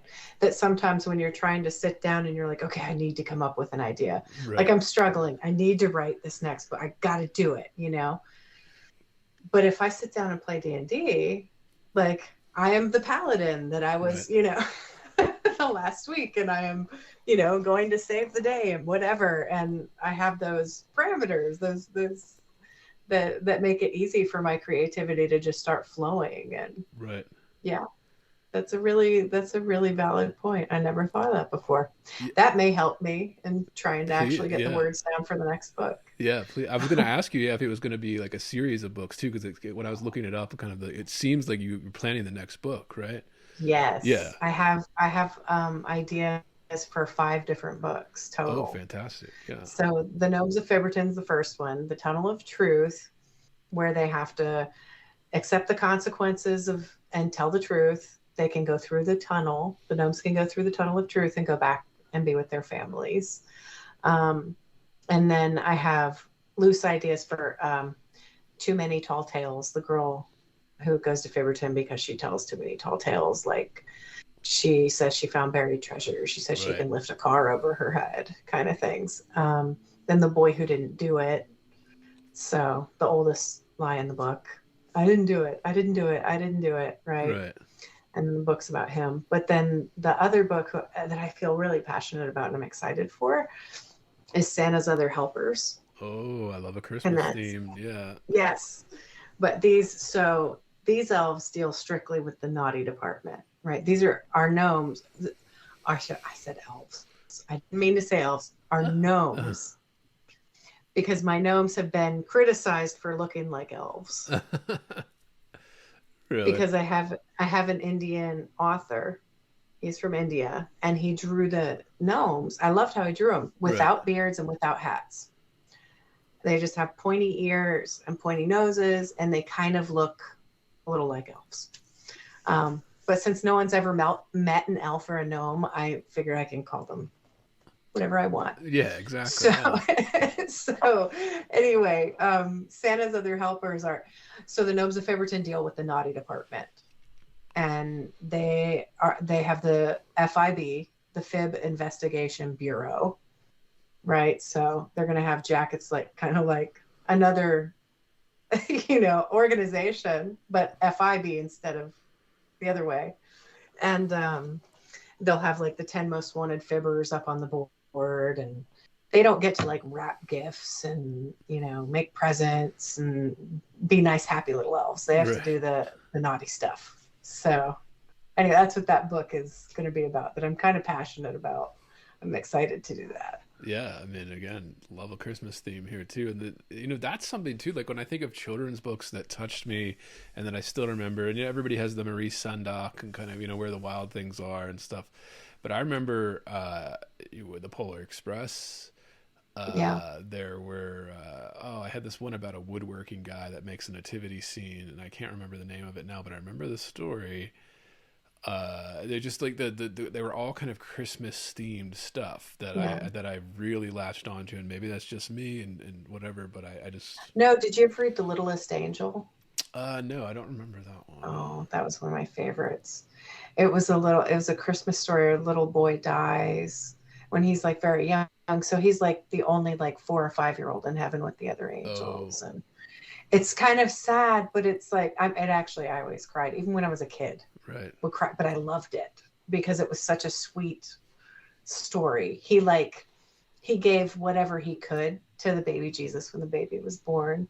And all the other angels gave like big ornate, like golden gifts and all this stuff. And he gave like what he had. Yeah. And they were like, this is the best gift of all, kind of like the widow's mite in the Bible, right? Giving the best that you can means the most, Right. right? But Yeah, Anyway, I mean that's I mean it goes into those morality tales too, with kind of the importance of having that kind of. I think I've always been drawn to probably morality tales since Yeah, I'm just a subjective kind of, or objective person. I mean, yeah, objective. yeah, That's yeah, the yeah, word. yeah. And then we are going to move on to the book now too. I know we've been talking all over the place with these things, but that's the fun of Sure. podcasting. But I wanted to self-publishing. Why did you choose to go Mm. this route, and kind of more than that, starting your own press? The incomprehensibly unimaginable consortium. Why did you start your own press, and what was that like? It was difficult, but I am a business person. So it was, I mean, it wasn't, I don't know. It wasn't, I have a lot of experience. My husband and I started a tech company back in like 2010. So I know all aspects of like business administration and human resources and running payrolls and just everything. Because I had to do it when you start a company, you're everything, Right, right? So I had to do all that stuff. So I've done it before. Been a few years, but I got to do it again. That was my motivation behind it, was so that we could actually get the profit from it right, instead of someone investing in it and us having to give them profit. I wanted us to be able to get most of the profit that we could. Because I was looking at Amazon, like I looked at Amazon right. publishing, The and KDP, yeah, I wasn't crazy about that and how yeah, much they take. That seemed kind of wild. So anyway, so through this process though, I have gotten the book on Amazon, but it's not published by Amazon. right, I have the books in their warehouses that I ship to them, which they made me cover the ISBNs right, on all of them yeah, with an Amazon barcode, and that really kind of made me mad, because it shows on Amazon's website that legal ISBNs are an approved manufacturer barcode, right, and they made me print out little labels and cover every single one of my books when I shipped them in. And I was mad about that, right, because when someone publishes through Amazon, they don't have to do that. They just ship it out. They print it and ship it out right on demand. right. But I guess that's what their way of discouraging people from self-publishing. Yeah, Even though I don't know, I'd say I'm an indie publisher, yeah, yeah, yeah, yeah. right? Not just like a self-publisher, because I actually started a company, and Right. like, this is what because that's what I know how to do. I know how to start Yeah. companies. So I'm like, okay, so we have an LLC now, and this is, you know, um, some of the adventurous things. So I went to Fiverr and Right. got my illustrator, right? I found an illustrator on Fiverr. I went through 3 different people before I finally found the illustrator we liked, Right. and who would stick with us too, because a lot of different talent on Fiverr kind of would disappear. Yeah, it's very Um, unreliable for yeah, long-term partnership. Yeah, very. right. So the guy we found was great though. He's a great artist, and he's a hard worker, and he stuck with me through it. And I'm planning on using him for the other books too. Yeah. He's very motivated. So it's fantastic. But he drew it out, and I got it all in a PDF, and I found a printing press, and Print Ninja is the name of the company that prints the books that I found. I got a quote for printing a bunch of books at one time, and I sent it off, and they print them in China, and they shipped them to me. Right. And I figured out how to get them in Amazon, and how to get on Walmart online and Facebook online. Right. You can even buy them on our Facebook shop. And then we also on Fiberton.com. Yeah. They're available on my website. So it's been a process. Yeah. And I also learned, as a children's author, by the way, this is different than how they treat novelists. Oh yeah. When you go around as a children's author, you have to have like activities for Right. Yeah. Like, I can't just come read the book. I have to have like a bag of tricks for Right. children to to do. So, but that's fine. I came up with some things, and we do like a gnome scavenger hunt when I come to libraries, and I have like pages from the book that are blank, like just sketches for the kids. They can color it in and become an artist. And then I also got a photo booth so they can dress up like a gnome and stuff. Adventures, Yeah. adventures in becoming an author. These are things that I learned that I did not know. I was like, when they asked me to do like an hour of activities, I'm like, do you ask novelists Right. Yeah. that? but, but I have to. So anyway, Yeah. I mean, we're fascinated by this too because there's the publishing industry. It's obviously we're writing a book podcast. We talk about it all the time, but we've had a lot of writers on that did KDP or some variation of that, or started their own presses. Kind of, I don't want to say it's the Wild West because there's still a lot of order to it. It's not like chaos, but it is kind of like the old guard or the old institutions that would help you do those types of things are pretty much crumbling, and if not completely crumbling, they're not what they were. They're not what they were all those years ago, even 15 years ago. They're not even close to what they were in terms of helping you distribute and even helping you market. A lot of times you're not getting any marketing out of these big presses. So we're just constantly, we love having writers on that do it themselves like this too and do all that work because it's I mean, one, it's brutal, but two, it's also like kind of, you have ultimate control as an artist and creator, writer over that stuff. You don't have to deal with a team of lawyers talking about what can and can't go in certain sections or anything. And I mean, not that you have to deal with that too much, but I know, it just, the timeline you can control. You don't have to wait 4 years for each book or whatever to go through a process of publishing, and you get to pick the illustrator. You don't have to fight like with these through 3 different people at a press or something or publisher to they want you to use their illustrator or whatever it is, they don't want to pay for an illustrator. So right. It's actually not that expensive if you use an illustrator that's out of the country. That like it's not. As a business person here, you don't pay taxes on out of the country expenses. right. There's no taxes. So you could save a lot of money using someone from a different country. Just saying. And there's a lot of really good artists that live. I found a lot of great artists in like Indonesia and India, and I have one in Venezuela that I work with because I've in the middle of the book, I don't think I've even mentioned this. There's a song. I think I emailed it to you, Right. but there's a song in the middle of the book, and I came up with this jingle. I found someone on Fiverr to sing it because I wanted it to be like in this deep, like crooner bass voice. That's what gnomes of Fibberton do. And then anyway, I got the song, and then I used another illustrator who could do like an animation to make it a cartoon. So in the middle of the book, there's a QR code, and if you scan it, it pops up a music video, and it's a little sing-along.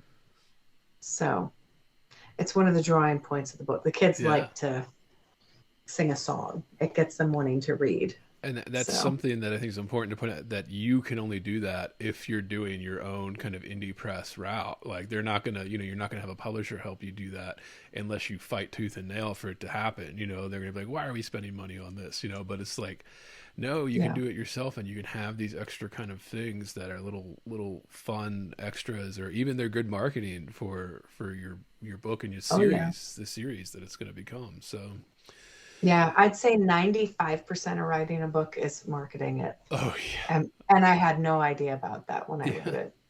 I had no idea. But you learn it. You learn it fast. You find out, oh, I've got to market and promote this. It doesn't just sell itself. It really doesn't. You have to get the word out, and you have to be edgy and different. And yeah.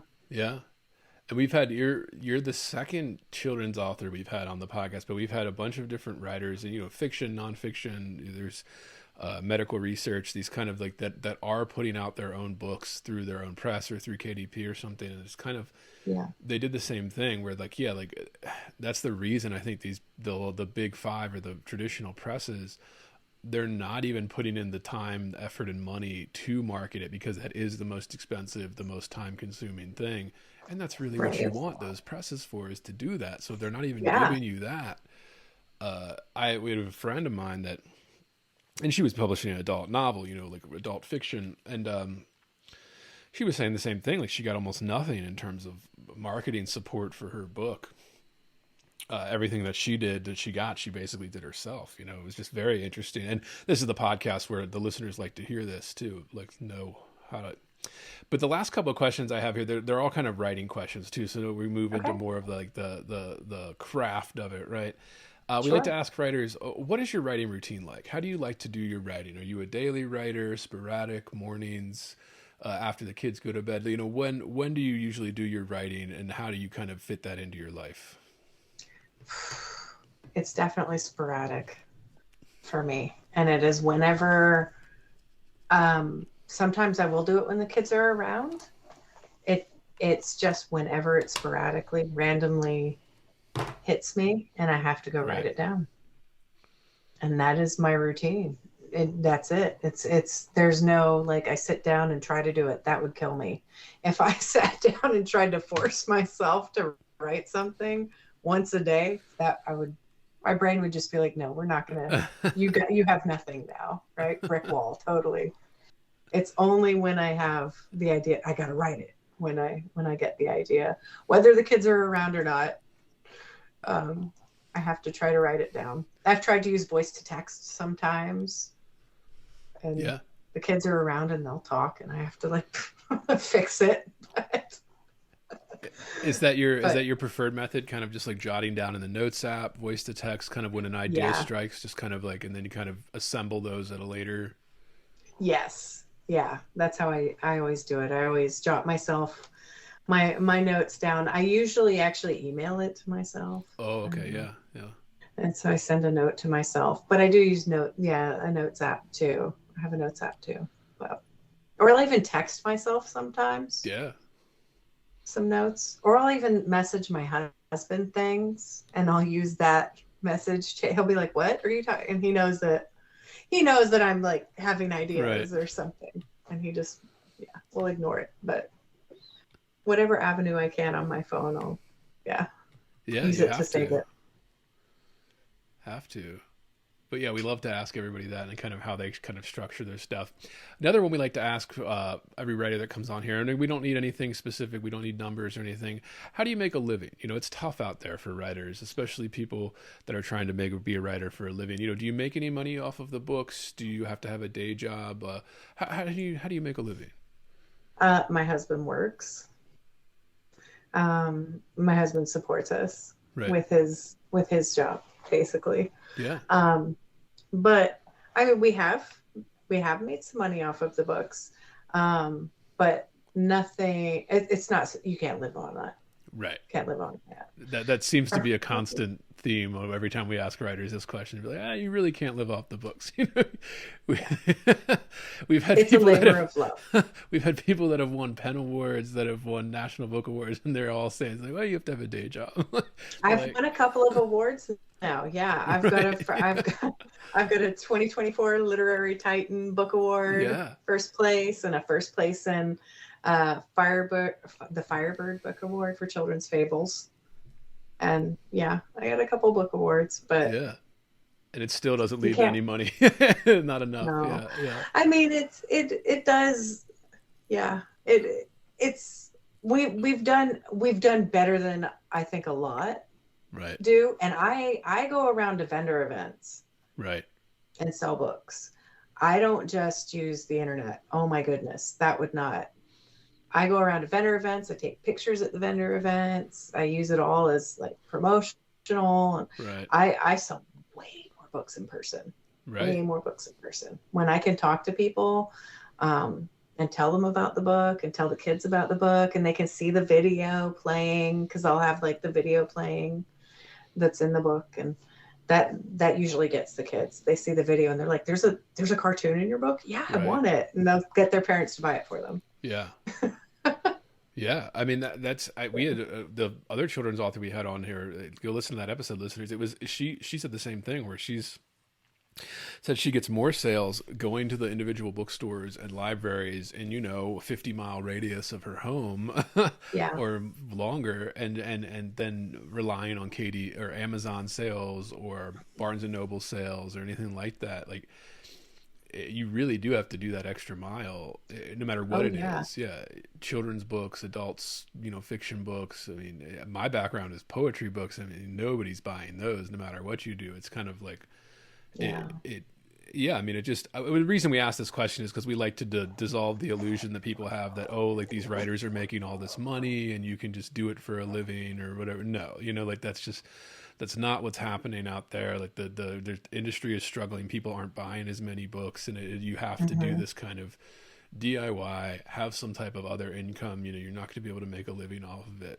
But yeah, I love that you're out there making money and making sales with it too. Like, that's fantastic. I actually saw on your podcast, I went and looked at your podcast yesterday, and today I was looking at that page. What is it called? It starts with an S. The name, I don't know. It's the name where all your podcasts are. What's the website or something? Never mind. Sorry, there's a Red Circle. Oh no, maybe it's something different. I saw it on something that started with an S. I don't know. It's on all of the podcast players and stuff. So it's Spotify is that right? or iTunes or, you know, whatever. Yeah, it was some random one of them. Anyway, I saw the podcast that you did that was about that article that was released September 2024. Oh. And I had read that. I read that same article. Yes, it went viral. Yeah. So I was listening to you. I'm like, yeah, this is all the same stuff that, like, we actually got our shipment of books in September 2024. Right. Yeah. Like, I had already ordered them. And like July, I think, was when the order, or June, late June maybe, when the order went out to get all the books, and then that article came out like when the books arrived. I'm like, oh, this is encouraging. Yeah, yeah. The poor girl, she got dragged for that too, for like just basically stating what is fact. I mean, people were very angry that she was saying, you know, publishing might be a lost cause unless you're willing to do all this other work yourself, you know, having to do all this other stuff, have an internet presence. Even in that article was great. Yeah. I mean, I appreciate that you went and listened to that too, because that was fun to go into. Whenever something big like that happens, I try to cover it, but you know, it's not always covering all the current event stuff, but yeah, like it just, when I have the time and all that, I'll like, or if it was a big enough deal, I'm like, yeah, let's talk about this, because a lot of people are taking the wrong thing from this, and I need to correct the record. I mean, that's how I feel about it, right? Like, yeah. But what anyway, that's a little discouraging, but whatever. Onward. It actually provoked me to start like really putting a lot more effort into our social media presence and everything. And I started really, you have to, even to get your social media presence up, you have to put money into it. Yeah. You have to. There is no organic growth on social media anymore. It's all pay to play. Yeah. It's all pay. You got to pay to get followers and everything. So I got us up to a certain amount of followers by putting money in. And I'm like, you know what? I think this is enough. We'll see if I eventually put more money into it, you know, but yeah. And there's always, that's interesting too, because there's always questionable returns on those too. If you're doing meta ads or something like that, like you're getting kind of, they'll get it to be, oh, we can guarantee this many people will see it. YouTube does this too, and all that kind of like, oh, we'll guarantee this many people will see it. But like, how many of those are real? How many of those are bots? How many of those people are actually targeted by their algorithms for the marketing? Like, oh, you'd love this thing too, you know? It's crazy. I mean, it's you can spend a lot of money and not get a lot of return for that too. You have to be careful, like with that Yes. too. Yeah, they Yeah, will you screw do. you. I think I figured out at the end there how to Right, get, I was like, I think I just want to get a lot of followers because I right. want to make it look like there's a big, and we have, I have like 3,000 followers. I went Right. to 3,000 followers pretty quickly Yeah. once I figured out how to get, how to do the ads so that you're doing it for people to follow you. And I was like, okay, I'm done with this for now. I'm moving on because Yeah. it can be a money sink. It can cost a lot of money. That, and then you always get pegged in these, I get pegged as this kind of like crazy kind of like right wing or like new right kind of podcast or something, which I reject when people label me with that. I'm just like, no. But then as soon as I start defending the canon or something from the people that are trying to destroy it, there's this kind of uneasiness in the literary world around that. We're like, oh, you can't, like, you're violating some rule or something, that like we have to pretend that the Western Canon was just arbitrary and nobody had any thought when they made it or anything like that. Oh. And I'm like, okay, well, you guys are lying, but yeah. So there's all that. So, but again, feel free. I feel free to. This is a podcast where I like everybody to feel free to just express themselves here. Like, there's no judgment or consequences for any opinion that's stated.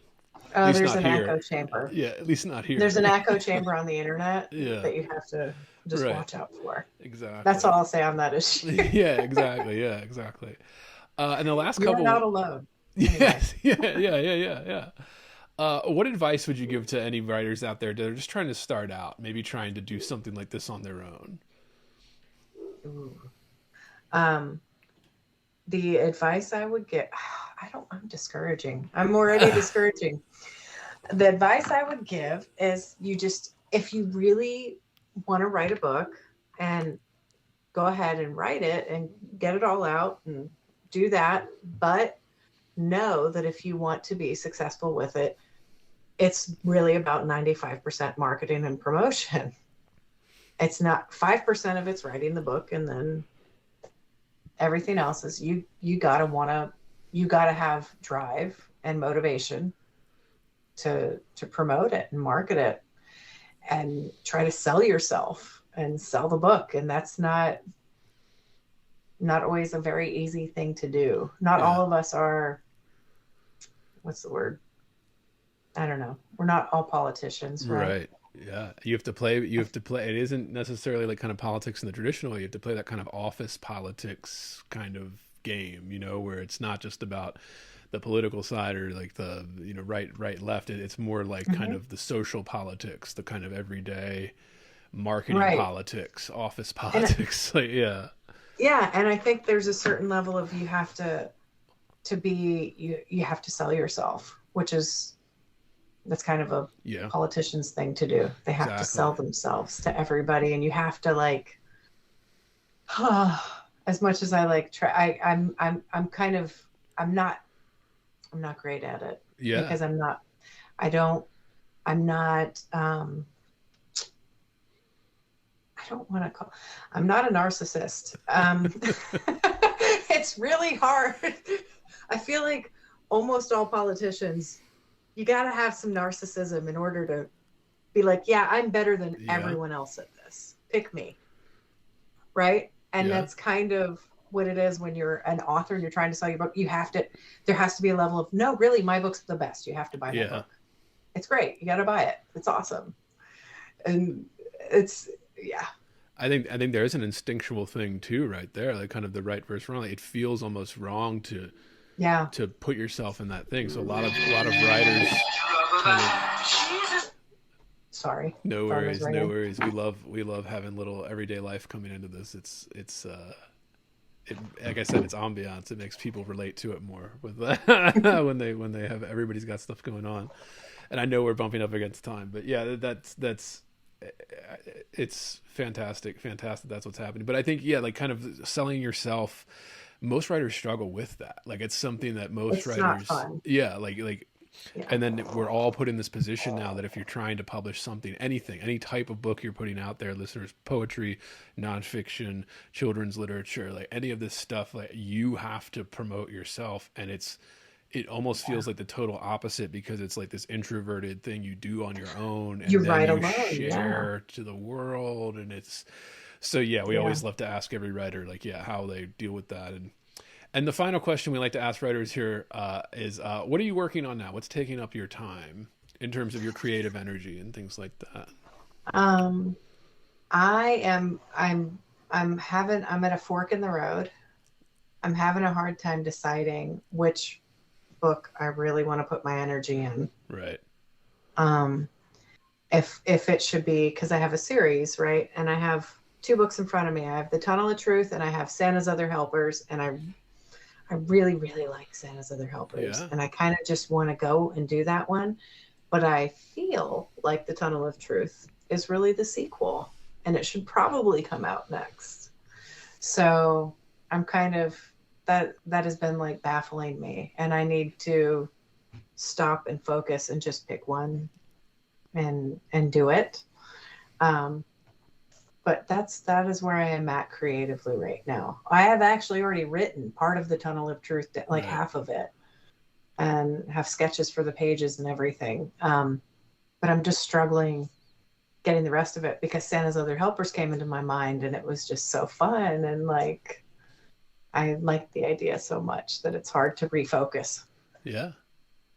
I'm big proponent of working on multiple things at once. Yeah. Like, it kind of, if you have to write this one to get to the sequel, why not? Like, I mean, I guess especially when you own the press, nobody can tell you that you're behind on your deadline or something, right? So why not? I do not have an Indulge arbitrary deadline. I could, yeah, I could do it whenever I want.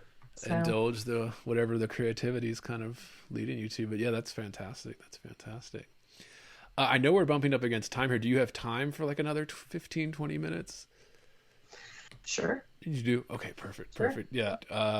Becky, this has been fantastic. Thank you so much. Where can people find you? Where can people find your stuff? So we are on Facebook. The Gnomes of Hibberton is on Facebook. The Gnomes of Hibberton is on Instagram, and it is on TikTok, and it's on X. We're on YouTube. And I also have a website, fibberton.com.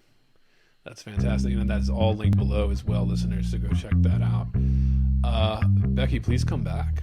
This has been fantastic. Yeah, absolutely. I will. So when I write that next book, I'll be back. Please, yeah.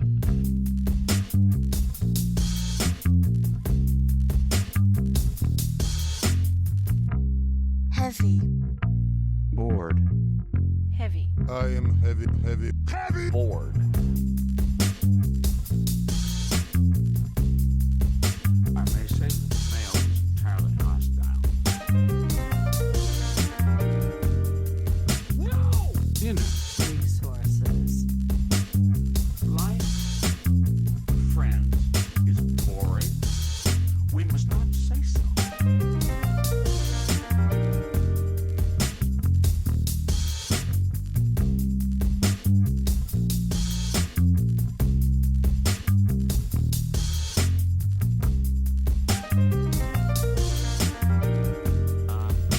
Are you radioactive now? Inner. Resources, American resources. Being bored, Some activities are intentional, right? it shows such a lack Heavy. of gratitude for life. Bored. I aspire to boredom, Heavy. I should say. Bored. Heavy. I am heavy Bored. Has you the night sweats and the day sweats, pal? Pal, I do. If you're hearing this, it's because you are listening to the free public feed of Heavy Board. To get complete, uncensored, uninterrupted, full access to this podcast, become a subscriber at patreon.com/heavyboard. That's right, Heavy Board is made possible by subscribers like you. For less than 1 cup of coffee per month, you will receive private access to uncensored, full-length episodes, Jerk Shop, heavy bonus content, subscribers-only AMA episodes, bonus extended interviews, and more. Come join the conversation today at patreon.com/heavyboard.